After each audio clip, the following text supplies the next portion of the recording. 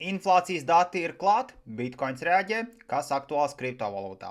Šodien iznāca Amerikā CPI dati, jeb Consumer Price Index, un inflācija saglabājās kā prognozēts 2,4%.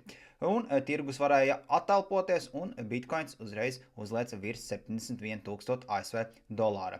Trumpa stablecoins USD1 kļuvis par top trešo lielāko stablecoinu, pārspējot tādu stablecoinu kā PayPal. Neskatoties uz svārstīgo tirgu, institūcijas turpina pildīt savus makus, un pēdējo 48 stundu laikā Bitcoin ETF ieplūduši 680 miljoni ASV dolāri. Vakardien minēja par to, ka ASV valdība grasās atpirkt savu parādu par rekordlielu skaitli, un to vakar arī izdara par nepilniem 15 miljardiem, kas ir lielākais vēsturē. Tas buyback, saucamais angliski, atpirkt savu parādu par šādu summu.